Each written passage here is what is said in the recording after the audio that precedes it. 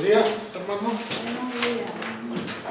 Es un gusto, ¿verdad?, estar en la casa de Dios. Aprender de sus enseñanzas. Amén. Aprender de la palabra de Dios. Pues voy a pedir, ¿verdad?, que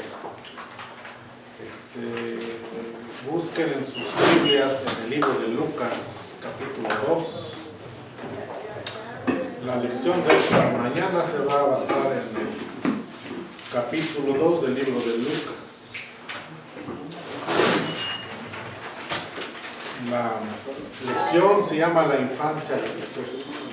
Estudio número 15. Vamos a empezar, ¿verdad?, con una oración, ¿verdad?, para que Dios sea que nos ayude, ¿verdad?, a tener este tiempo de aprendizaje,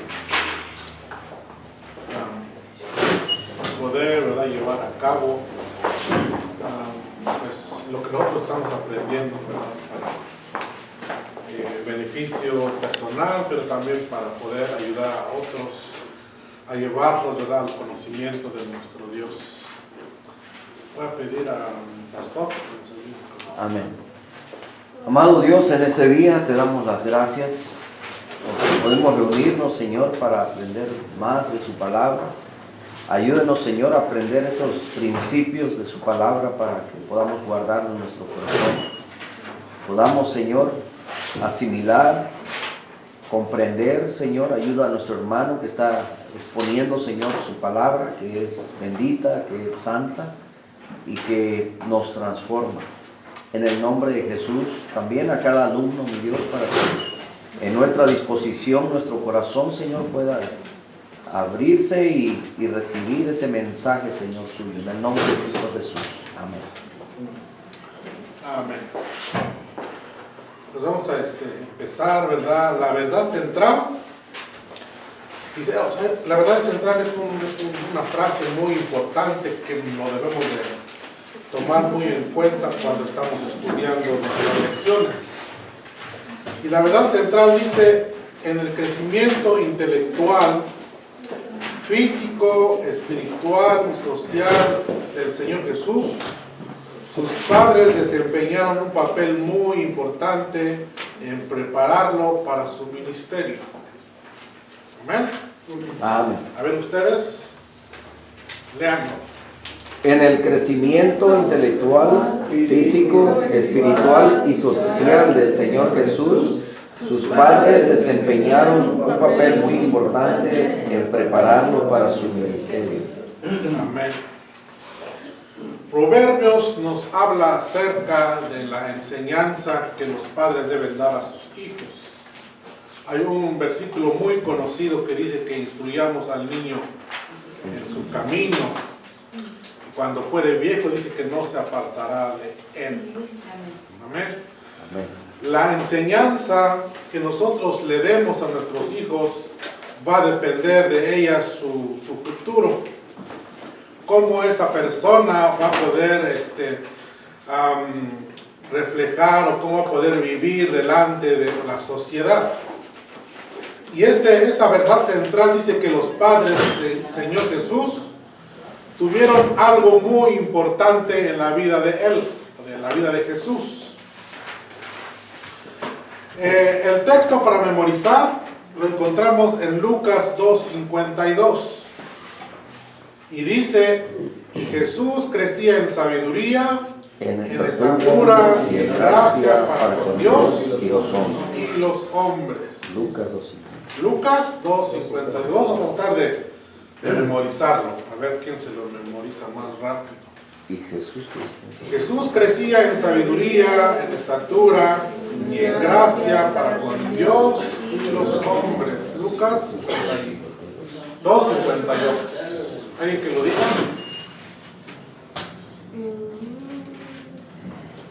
Y Jesús crecía en sabiduría, en gracia y estatura para con Dios y los hombres. ¿Alguien más? Jesús crecía en sabiduría, estatura y gracia para con todos los hombres. Dios y los hombres. Con Dios y los hombres. La otra vez estábamos platicando, ¿verdad?, con el pastor, hermano Nex, que si nosotros aprendiéramos todos los versículos de cada fin de semana,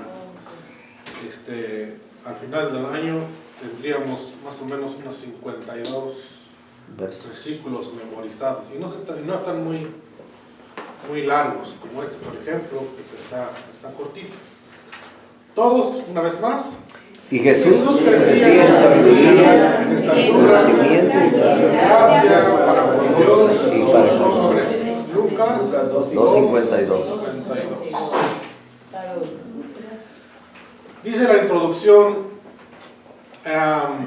no voy a leer la parte de arriba, pero voy a leer la segunda frase donde empiezan las profecías. Dice, las profecías bíblicas del Antiguo Testamento, sin embargo, dice, anunciaban algo más maravilloso, o sea, acerca de la venida de nuestro Señor Jesús. Entre todos esos millones de niños que nacerían en la historia, nacería uno muy especial. Y luego aquí dice, va a dar como títulos acerca de ese niño que iba a venir a nacer a este mundo. Se le llama la descendencia de la mujer.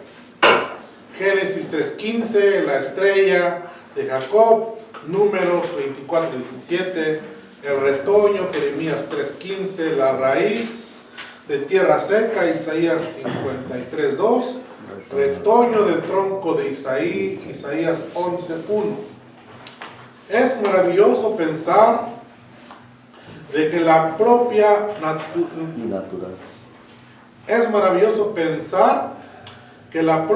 y natural descendencia humana nacería un Salvador. Por ello los judíos fieles y piadosos esperaban el nacimiento del Mesías, el ungido del Señor. Isaías 61:1.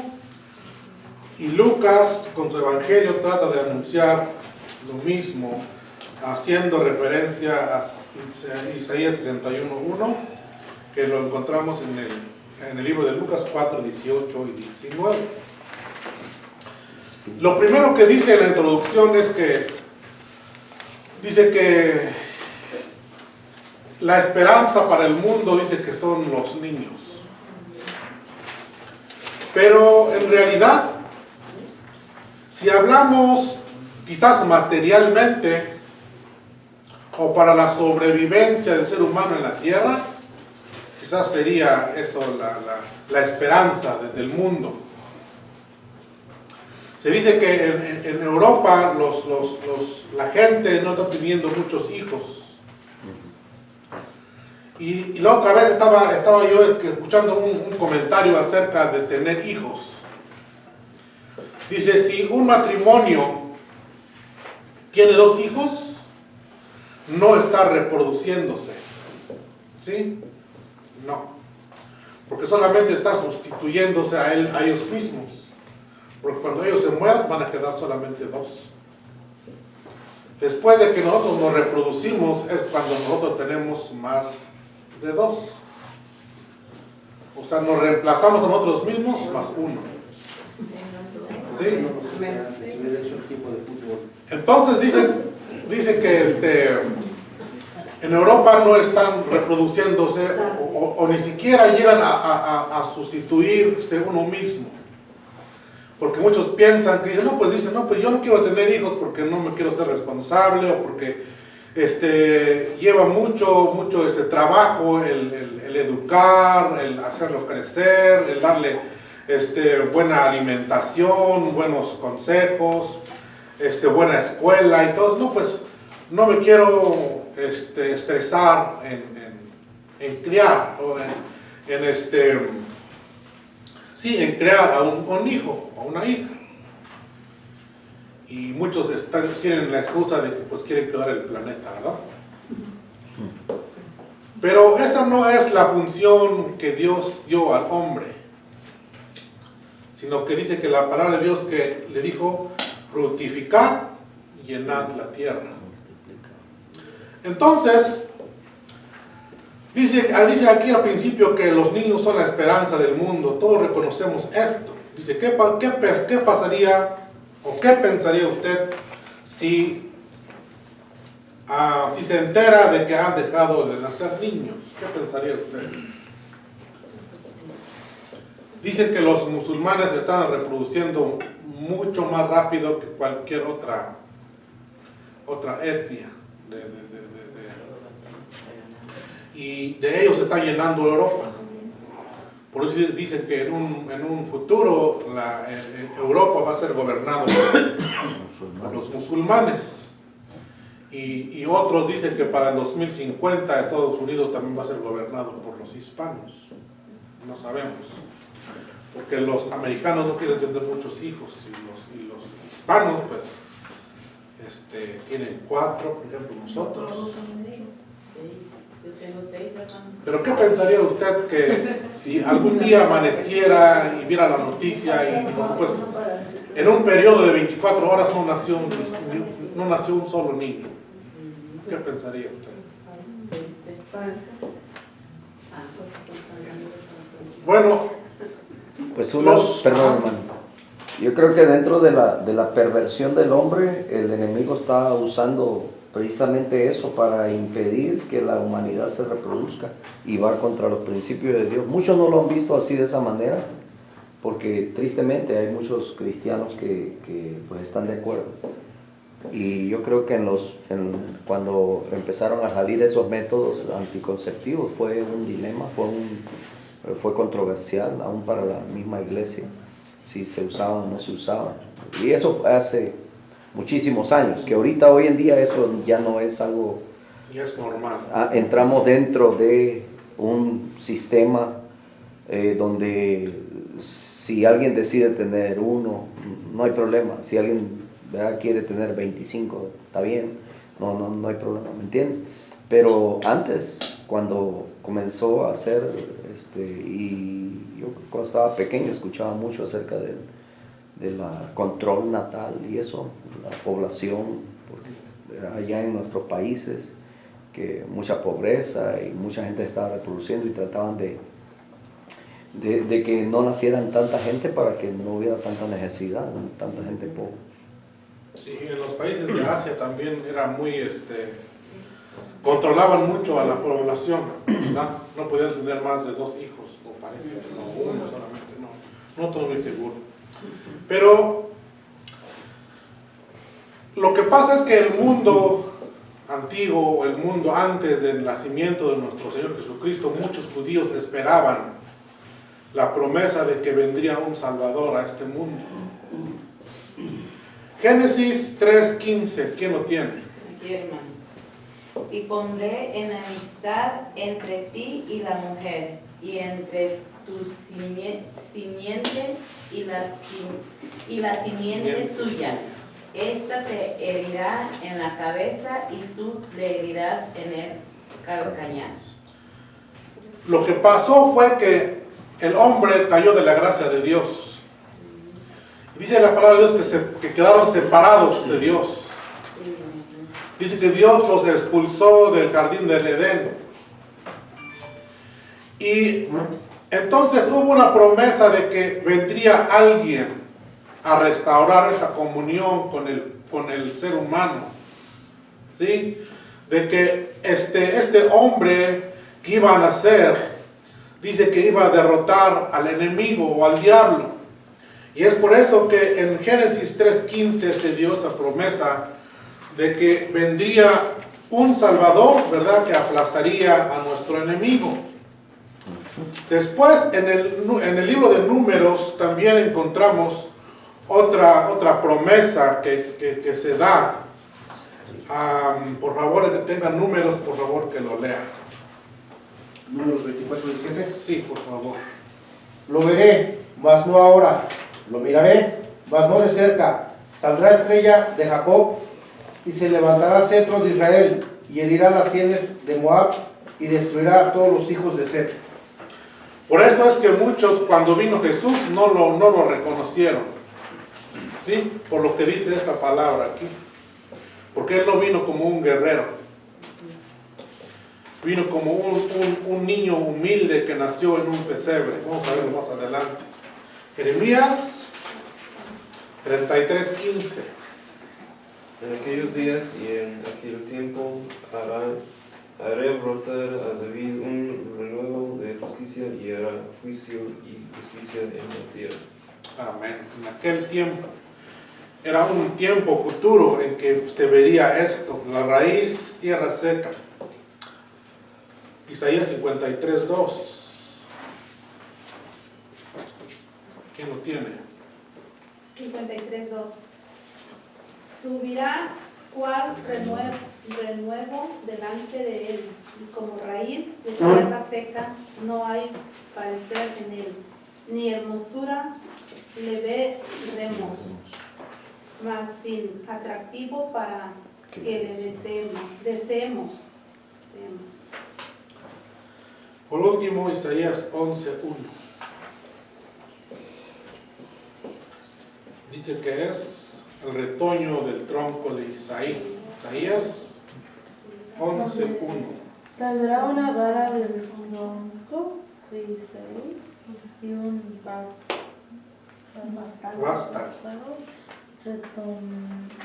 Retornará de sus raíces. Dice, es maravilloso pensar que de la propia y natural descendencia humana nacería un Salvador. Por ello, los judíos fieles y piadosos esperaban el nacimiento del Mesías ungido del Señor. Isaías 61:1. ¿Quién lo tiene? El Espíritu de Jehová, el Señor, está sobre mí, porque me ungió Jehová y me ha enviado a predicar buenas nuevas a los abatidos, a vendar a los quebrantados de corazón y a publicar libertad a los cautivos y a los presos, apertura de la cárcel, a proclamar el año de la nueva voluntad de Jehová y el día de vergüenza del Dios nuestro, a consolar a todos los enlutados y a ordenar que a los afligidos de Sión se les dé gloria en lugar de ceniza, y óleo de gozo en lugar de luto, manto de alegría en lugar del espíritu angustiado, y será llamado árboles de justicia, plantío de Jehová para gloria suya. Amén. Esta palabra o este versículo que acabamos de leer, Jesús mismo lo leyó cuando estaba en la sinagoga con los sacerdotes. Lucas 4:18, creo que es al 22. ¿Quién le tocó? El Espíritu del Señor está sobre mí, por cuanto me ha ungido, para dar buenas nuevas a los pobres, me ha enviado a sanar a los quebrantados de corazón, a pregonar libertad a los cautivos y vista a los ciegos, y a poner en libertad a los oprimidos, y a predicar el año agradable del Señor. Y enrollando el libro, lo dio al ministro y se sentó, y los ojos de todos en la sinagoga estaban fijos en él, y comenzó a decirles, hoy se ha cumplido esta escritura delante de vosotros. Y todos daban buen testimonio de él, y estaban maravillados de las palabras de gracia que salían de su boca, y decían, ¿no es este hijo de José?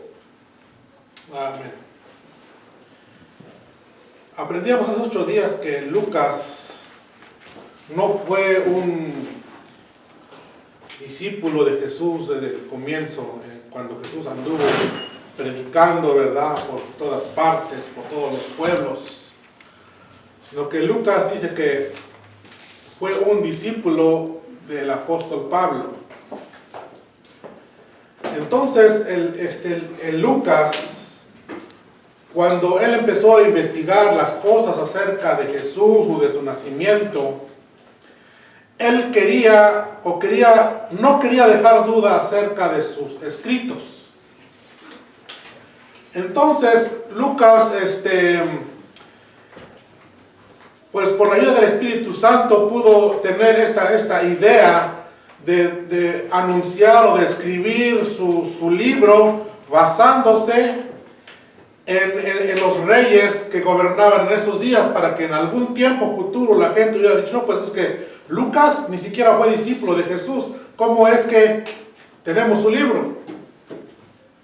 Bueno, entonces la gente que quería indagar acerca de la veracidad de su libro, ellos también podían corroborarlo con la historia.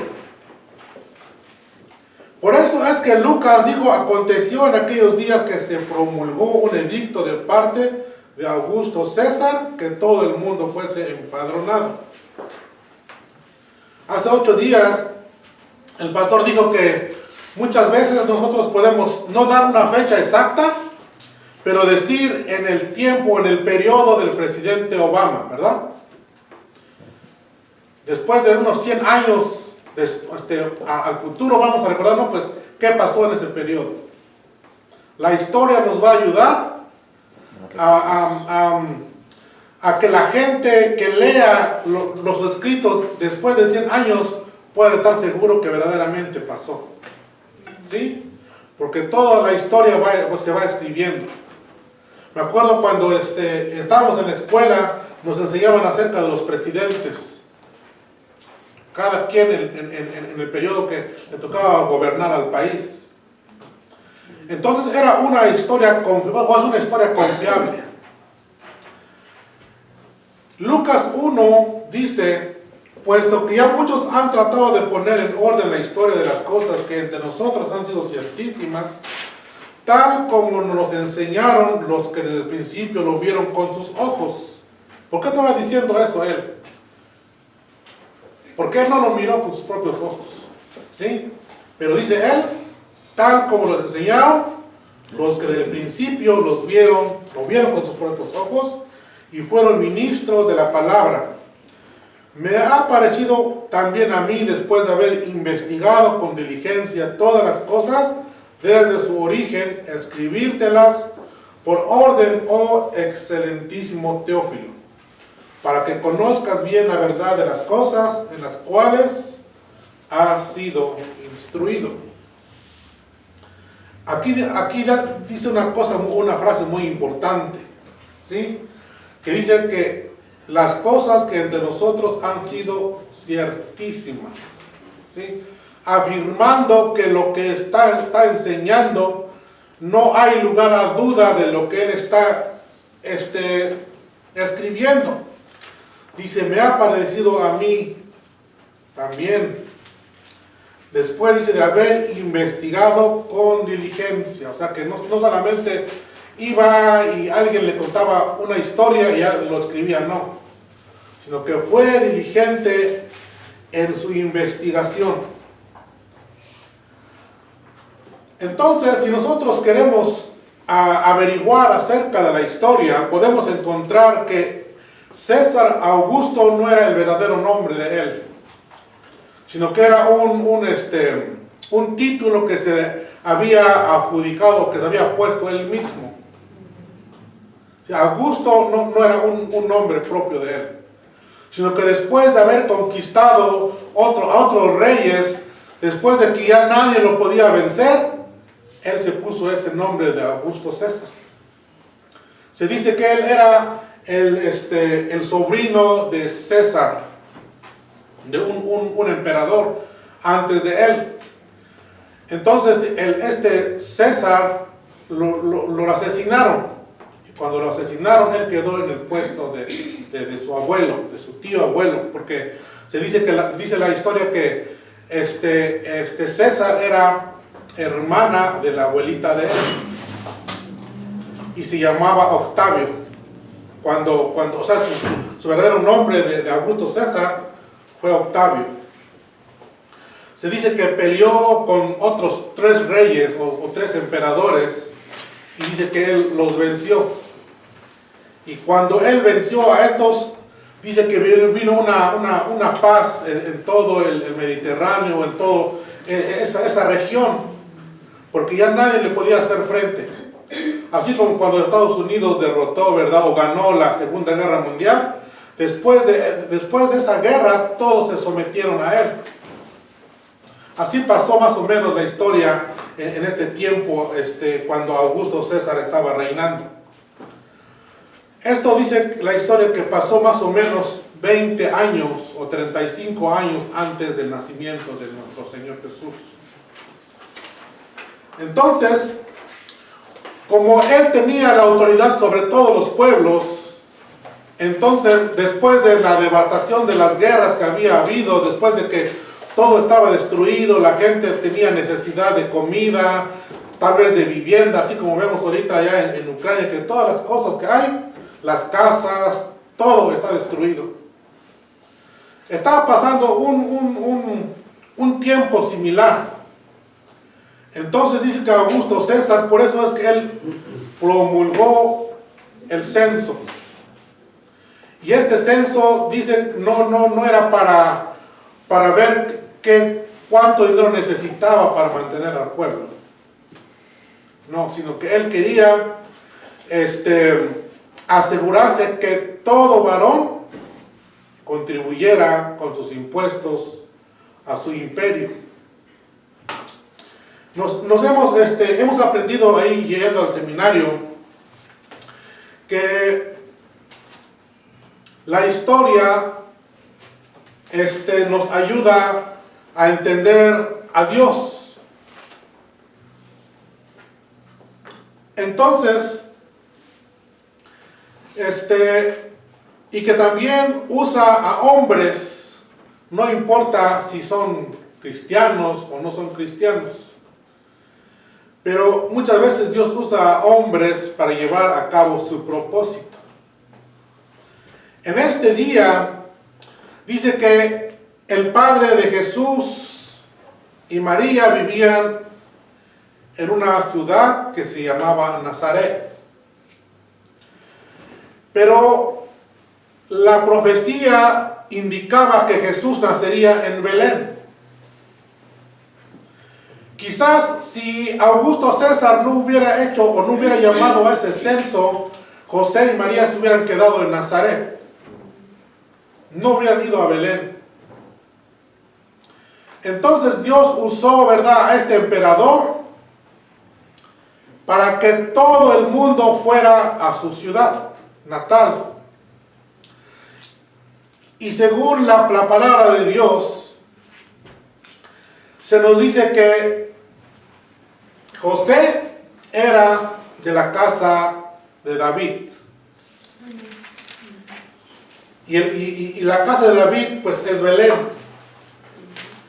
Entonces, por la orden que este emperador puso acerca de que todos fueran a su ciudad para empadronarse, pudo cumplirse la profecía que está en Zacarías 5.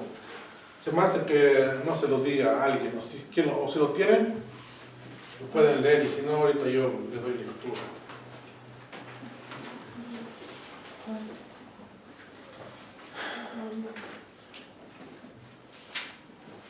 No, Zacarías, no, Miqueas.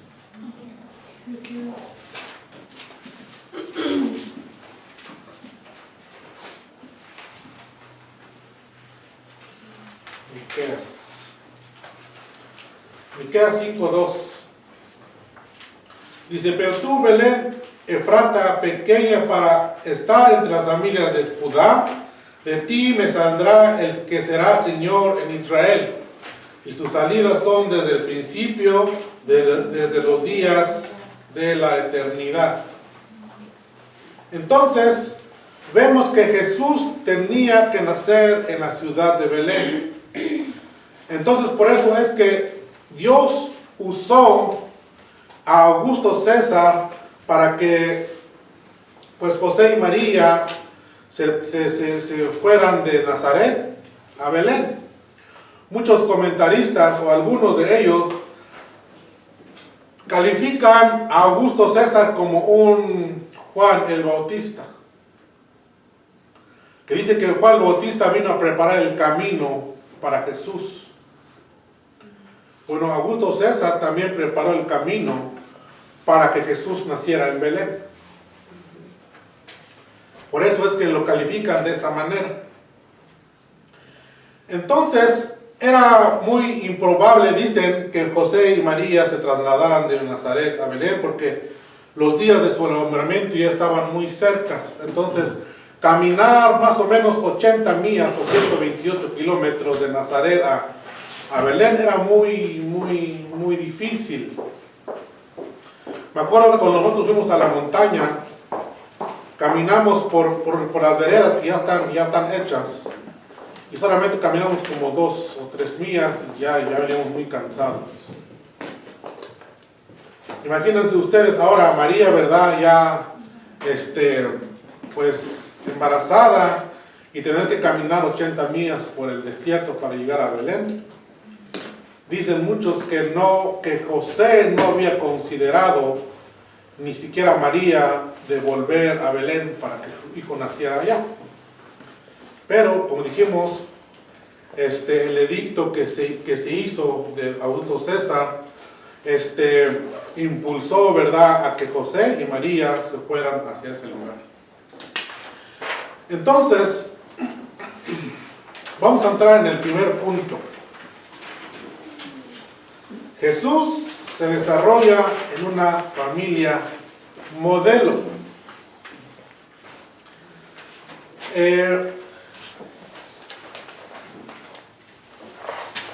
Alguien que me ayude a leer del 4 al 7, por favor, de Lucas 2. Entonces José también subió desde Galilea, de la ciudad de Nazaret a Judea, a la ciudad de David, que se llama Belén, porque él era de la casa y de la familia de David, para quien inscribirse con María, su esposa, quien estaba encinta.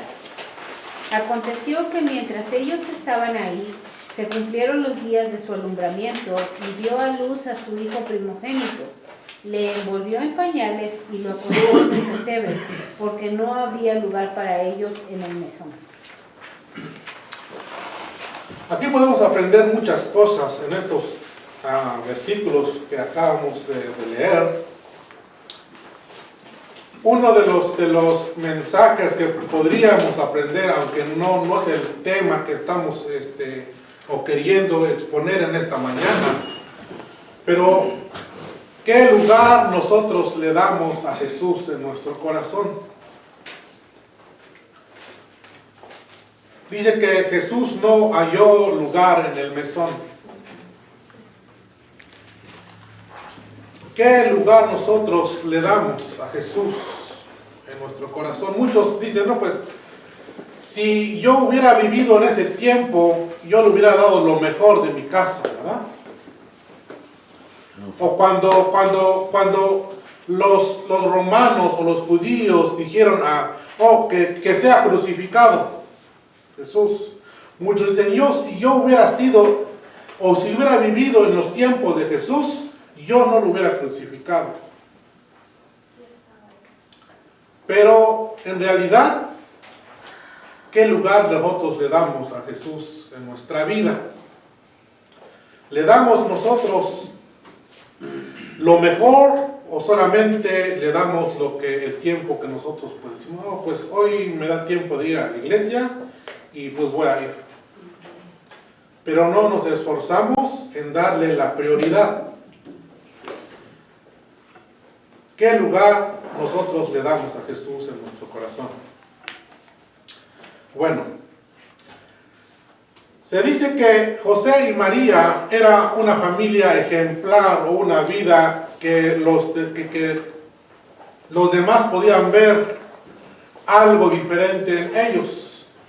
Dice, si bien Jesús fue engendrado por Dios, a través del Espíritu Santo en María, José y María fueron los encargados de proveer una familia donde se desarrollara según las normas de su tiempo.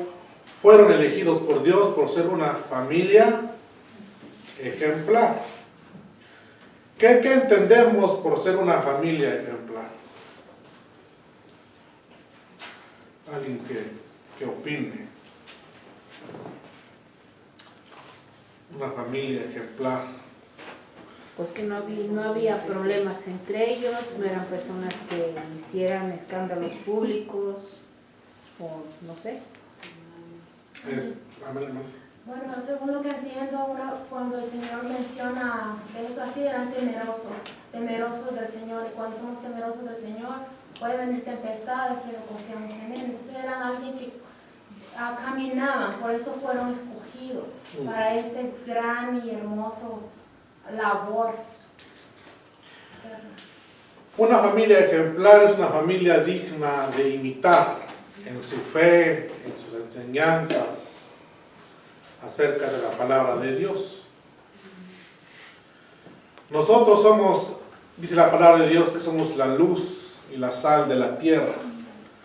O sea que debemos de ser familias ejemplares.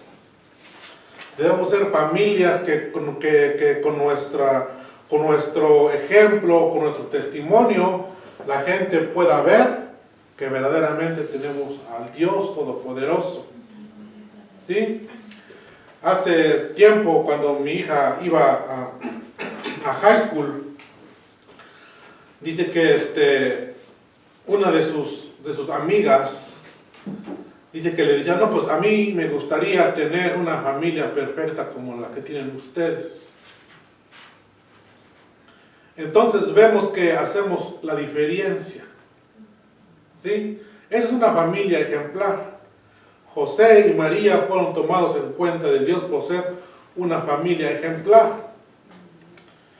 Aunque tuvieron sus dificultades, podemos saber que dice que Dios vino a María por medio del ángel a decirle que iba a ser, iba a concebir un hijo. Pero este hijo iba a ser concebido por medio del Espíritu Santo. José dice que no quiso difamarla o no quiso ponerla en ridículo delante de la sociedad. Entonces dice que él pensó dejarla secretamente. ¿Sí? Pero dice que también Dios le habló a él y le dijo que no tuviera temor en recibir a María, su mujer, porque lo que en ella estaba concebido era del Espíritu Santo. Amén. Entonces, no solamente vemos a una mujer ejemplar, sino que también a un hombre ejemplar que tuvo o se atrevió, ¿verdad?, a sufrir o ¿cómo se dice?, a enfrentar los riesgos ante la sociedad, porque quizá muchos decían, no, pues, si ya estaba embarazada y todo la llevó, ¿verdad?, a su casa, o viceversa, la familia de María, de hecho, no, pues, quizás José la embarazó antes de que se casara, ¿verdad? Bueno, esta era una familia ejemplar digna de imitar. Dice que eran respetuosos de las leyes y de los gobernantes del momento. Por eso es que cuando se hizo el edicto, ellos fueron a Belén para que naciera Jesús allá. Dice, además, eran respetuosos de sus tradiciones religiosas. Aquí voy a pedir que el que le tocó el libro de Levítico 12 y 13 lo lea, por favor. Levítico 12, 3. ¿Nadie lo tiene? Ok, entonces yo lo leo. Levítico 12. Y el que le tocó Génesis 17, 12, que se vaya preparando, por favor. Levítico 12, ¿qué? 12, 3. Y al octavo día se circuncidará al niño. ¿Sí? Entonces, vemos aquí que José y María eran respetuosas de las tradiciones religiosas. Génesis 17, 12, ¿qué dice? Y de edad de 8 días será circuncidado todo varón entre vosotros por vuestras generaciones, el nacido en casa y el comprado por dinero a cualquier extranjero que no fuere de tu linaje. Amén. Entonces, dice que ellos iban al templo para cumplir con todas las leyes religiosas que tenían. Por eso es que también fueron a ese día a este lugar para llevar al niño, para que fuera circuncidado, ¿verdad?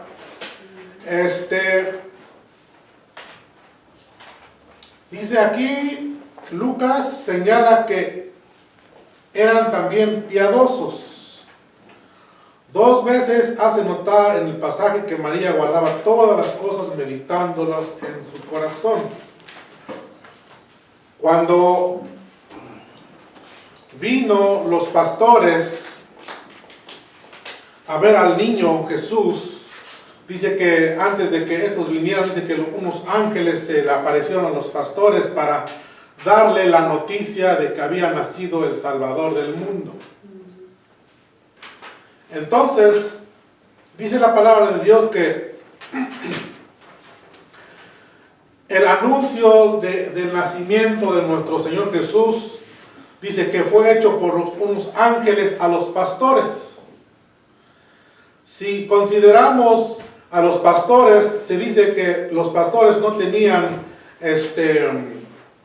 o no podían ser testigos de algo ante la justicia. Su palabra, la palabra de los pastores no tenía peso en un juzgado, porque se consideraban como como gente no creíble. Y unos comentaristas dicen acerca de los pastores que quizás los pastores no se consideraban como creíbles porque muchas veces entre ellos se robaban las ovejas. Sí, se iban salían a pastar sus ovejas y al final del día o al regresar de ese periodo largo de salir a pastorear sus ovejas, muchas veces dice que tenían pleitos entre ellos acerca de sus ovejas y decían, no, pues es que este es mío, no, este es mío. Y empezaban, así como lo que pasó con Abraham y Lot. ¿Sí? Por eso es que los pastores no tenían credibilidad en sus testimonios. Pero vemos que Dios le plació anunciar su evangelio primeramente a los pastores.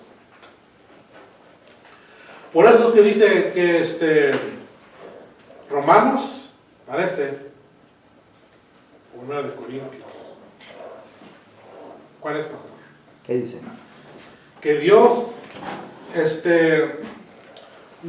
no creo que es uno de los evangelios. Bueno, ahorita me acuerdo.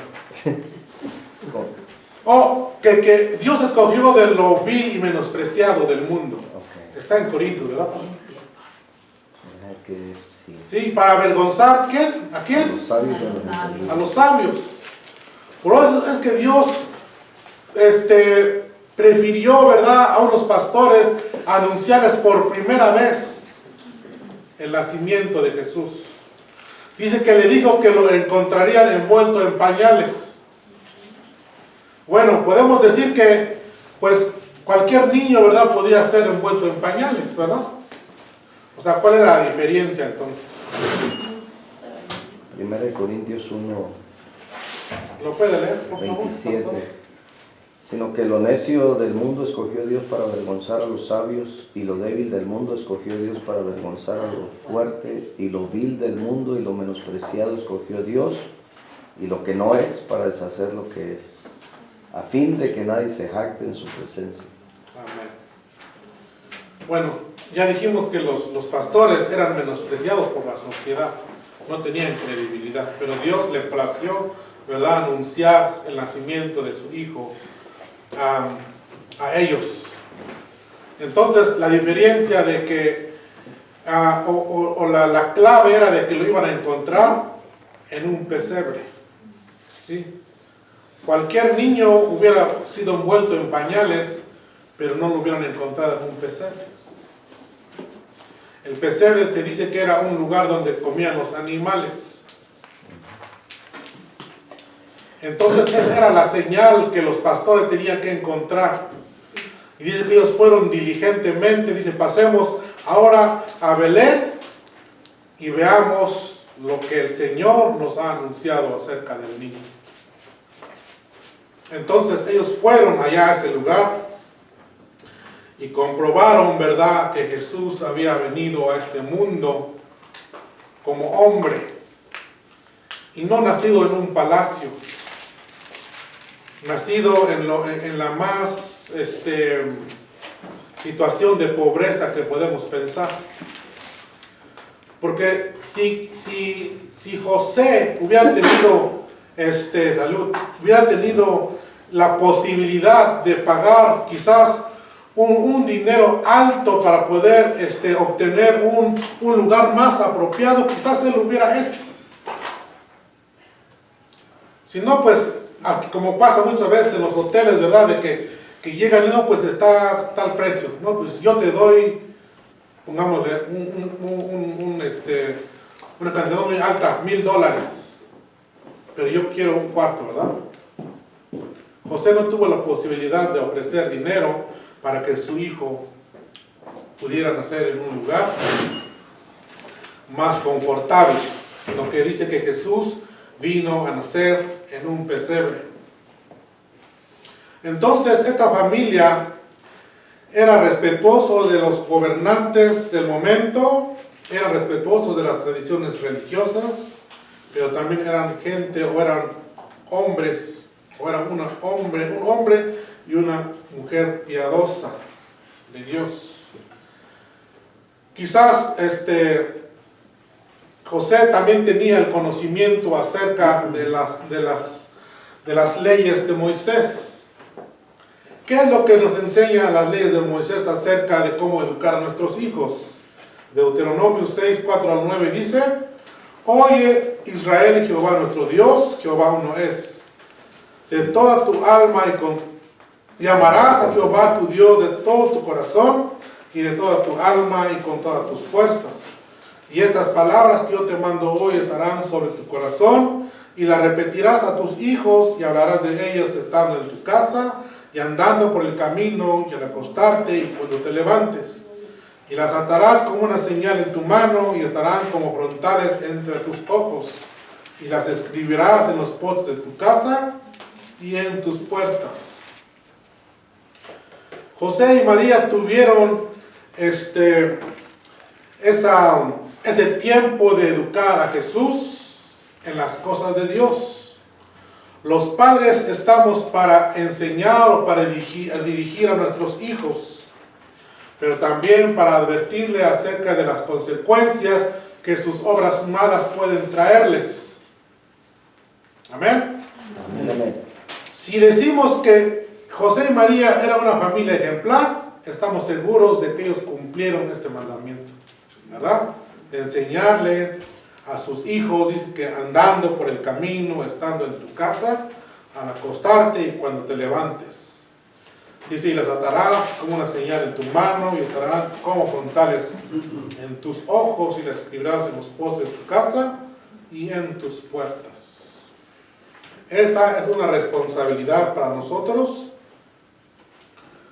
como padres, ¿verdad? De instruir y de enseñar a nuestros hijos en la palabra de Dios. Siempre que hablamos acerca de esto, me recuerdo de la frase que una vez una maestra nos dio, ¿verdad? Salud. Gracias. Y esa frase dice que nosotros muchas veces hablamos a nuestros hijos acerca de lo que deben de hacer, pero con nuestros hechos decimos lo contrario. Entonces muchas veces nuestros hijos dicen que tus hechos no me dejan escuchar tus palabras. Seamos nosotros ejemplos en lo que nosotros también enseñamos. Segundo punto, Jesús se desarrolla en un ambiente espiritual. Alguien que lea Lucas 2, 22 al 26. Y alguien que lea del 27 al 32, por favor. Cuando se cumplieron los días de la purificación de ellos, conforme a la ley de Moisés, llevaron al niño a Jerusalén para presentarle al Señor. Así como está escrito en la ley del Señor, todo varón que abre la matriz será llamado santo al Señor. Para dar la ofrenda conforme a lo dicho en la ley del Señor, un par de tórtolas o 2 pichones de paloma. Aquí había en Jerusalén un hombre llamado Simeón, y este hombre era justo y piadoso, y esperaba la consolación de Israel, y el Espíritu Santo estaba sobre él. A él le había sido revelado por el Espíritu Santo que no vería la muerte antes que viera al Cristo del Señor. Movido por el Espíritu, entró en el templo, y cuando los padres trajeron al niño Jesús para hacer con él conforme a la costumbre de la ley, Simeón le tomó en sus brazos y bendijo a Dios, diciendo: Ahora, soberano Señor, despides a tu siervo en paz conforme a tu palabra, porque mis ojos han visto tu salvación, que has preparado en presencia de todos los pueblos, luz para revelación a las naciones y gloria de tu pueblo Israel. Amén. Aquí vemos que el título de del segundo punto dice: Jesús se desarrolla. Ahí está, dice D, pero es C. Jesús se desarrolla en un ambiente espiritual. Jesús no pudo haber sido excusado, o pudo, dice aquí, haber sido excusado por acerca de eso, porque dice aquí que él no nació en pecado. Sin embargo, lo vemos incluso cuando era un bebé, la identificación con los pecadores, como él también lo hizo más tarde en su bautismo y en la cruz. Jesús creció, ¿verdad?, en un ambiente espiritual. Sus padres lo llevaron al templo, ¿verdad?, para que fuera circuncidado. Amén. Amén. Entonces dice la palabra de Dios que ellos eran temerosos o eran cumplidores acerca de las tradiciones religiosas, y es por eso que también habían llevado a Jesús para ser circuncidado. Jesús se identificó con los pecadores, incluso, ¿verdad?, en sus primeros días. Porque él no conoció pecado, y aunque nunca iba a conocer el pecado, ya se encontraba en circuncisión, hecho pecador por nosotros. El hijo primogénito de María era un cordero sin mancha y sin contaminación. Pero antes de que él tuviera una semana de edad, comenzó a llevar los pecados de muchos, y como él comenzó en el templo ese día, por lo que continuó cada día para llevar una vida de dolor para nosotros y para nuestros hijos, hasta que terminó en la cruz del pecado, en la cruz pagando el pecado de toda la humanidad. Amén. Él creció, ¿verdad?, en el templo. Vamos a pasar al tercer punto, que ya se nos hizo tarde.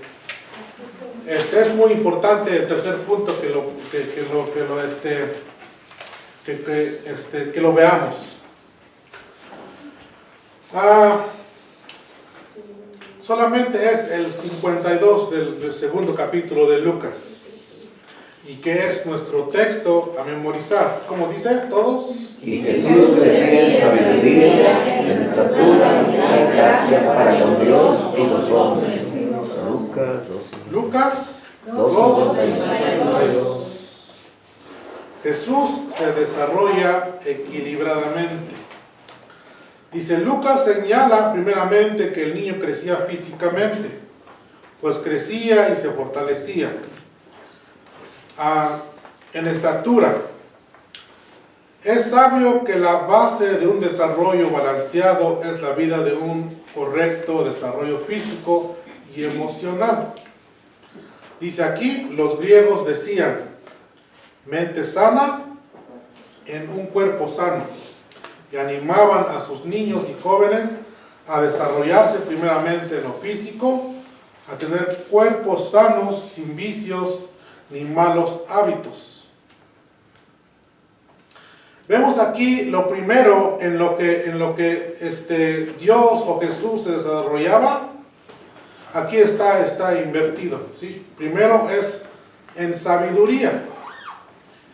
¿Qué podemos entender nosotros por el crecimiento en sabiduría? Alguien que me dé un... Temeroso de Dios. Temeroso de Dios. ¿Qué más? ¿Alguien más? Bueno, la sabiduría es la aplicación o la práctica del conocimiento. Amén. Sí, la sabiduría es poner en práctica lo que nosotros aprendemos. Dice la palabra de Dios que el temor de Jehová, o el principio de la sabiduría, perdón, es el temor a Jehová. Como Jesucristo crecía en sabiduría, nosotros también debemos de crecer en sabiduría. Puede haber personas que sean muy capaces e inteligentes, pero que usen de este conocimiento para hacer daño a otros, o que piensen que su conocimiento es incompatible con la fe de Dios. ¿Sí? Vemos muchas personas que son muy inteligentes, pero su inteligencia lo usan para hacer mal. Muchos son muy inteligentes, pero usan su sabiduría para causar males a otros, y no usan su inteligencia para el beneficio de los demás. La fe y el conocimiento no están separados. La Biblia enseña en Proverbios 1:7 que el principio de la sabiduría es el temor del Señor. Los insensatos, dice, desprecian la sabiduría y la enseñanza. Entonces, la sabiduría dice aquí que es el temor del Señor. Los insensatos dicen que desprecian la sabiduría y la enseñanza. La sabiduría que viene de Dios es la sabiduría que nos enseña a vivir, que nos permite tomar las decisiones correctas, que nos permite construir nuestra vida de acuerdo a lo que Dios quiere de nosotros. Esta sabiduría solamente puede venir de Dios. Amén. Alguien le tocó el Santiago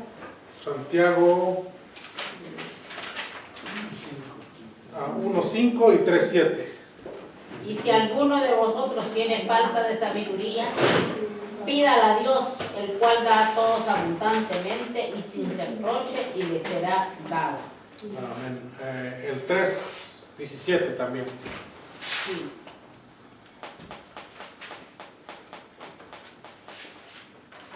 Pero la sabiduría que es de lo alto es primeramente pura, después pacífica, amable, benigna, llena de misericordia y de buenos frutos, sin incertidumbre ni hipocresía.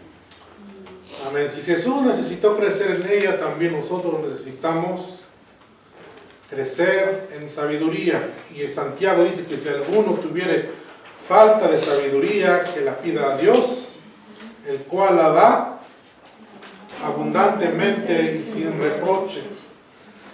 En estatura, lo acabamos de leer, que dice que los griegos decían esta frase, que mente sana, un cuerpo sano, y animaban a sus hijos y a sus jóvenes a desarrollarse primeramente en lo físico, a tener cuerpos sanos, sin vicios ni malos hábitos. Sí, los griegos así, de esa manera pensaban. Por eso es que quizás Lucas quiso incluir que Jesús crecía también en conocimiento o en estatura. ¿Sí? ¿Por qué? Porque la frase de ellos, acordemos que también Lucas era griego, dice que la frase de ellos eso era, ¿verdad? Crecer o tener una mente sana era como pues lo primordial, ¿verdad? Para tener un cuerpo sano también. Dice, hoy en día, cuando el alcoholismo, el cigarrillo y las drogas hacen estragos en nuestra juventud, llegando en algunos horrendos casos hasta la niñez. Nosotros debemos de educar a nuestros hijos para que también puedan crecer sanamente, o sea, en estatura. El apóstol Pablo dice en su carta de los Efesios 4:13 que la meta de la vida del cristiano debe ser llegar a la medida de la estatura de la plenitud de Cristo. Esto significa que debemos mediarnos con Cristo mismo, y así sabremos cuánto hemos crecido verdaderamente en nuestra relación con Dios. Entonces dice que aquí también crecía en conocimiento, crecía en sabiduría, en estatura y en la gracia de Dios. Se me olvidó la lectura de Primera de Reyes 3:5 en lo que es la sabiduría, y le encargué al hermano Nes. A ver, antes de terminar. Y se le apareció Jehová a Salomón en Gabaón una noche en sueños, y le dijo Dios: pide lo que quieras que yo te dé. Y Salomón dijo: tú hiciste gran misericordia a tu siervo David, mi padre, porque él anduvo delante de ti en verdad, en justicia y con rectitud de corazón para contigo. Y tú le has reservado esta tu gran misericordia, en lo que le diste hijo que se sentase en su trono, como sucede en este día.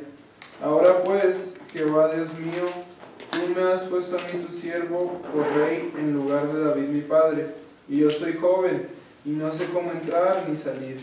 Y tu siervo está en medio de tu pueblo al cual tú escogiste, un pueblo grande que no se puede contar, ni numerar por su multitud. Da pues a tu siervo corazón entendido para juzgar a tu pueblo, y para discernir entre lo bueno y lo malo, porque ¿quién podrá gobernar tu pueblo tan grande? Y agradó delante del Señor que Salomón pidiese esto. Y le dijo Dios: porque has demandado esto, y no pediste para ti muchos días, ni pediste para ti riquezas, ni pediste la vida de tus enemigos, sino que demandaste para ti inteligencia para oír juicio, he aquí lo he hecho conforme a tus palabras. He aquí que te he dado corazón sabio y entendido, tanto que no ha habido antes de ti otro como tú, ni después de ti se levantará otro como tú. Y aún también te he dado las cosas que no pediste, riqueza y gloria, de tal manera que entre los reyes ninguno haya como tú en todos tus días. Y si anduvieses en mis caminos, guardando mis estatutos y mis mandamientos, como anduvo David tu padre, yo alargaré tus días. Cuando Salomón despertó, vio que era sueño, y vino a Jerusalén, y se presentó delante del arca del pacto de Jehová, y sacrificó holocaustos y ofreció sacrificios de paz, e hizo también banquete a todos sus siervos. Entonces vemos que si nosotros queremos crecer en sabiduría, pidámosla a Dios, ¿verdad?, el cual la dará abundantemente y sin reproche. Luego dice que crecía en gracia para con Dios y los hombres. La gracia es el favor de Dios en nuestra vida. Literalmente dice, significa una buena opinión de Dios acerca de nosotros. Cuando Jesús fue bautizado en el río Jordán, dice que hubo una voz del cielo que dijo: este es mi hijo amado, en quien yo tengo, en que tengo complacencia. ¿Sí? Daba buena opinión acerca de su hijo.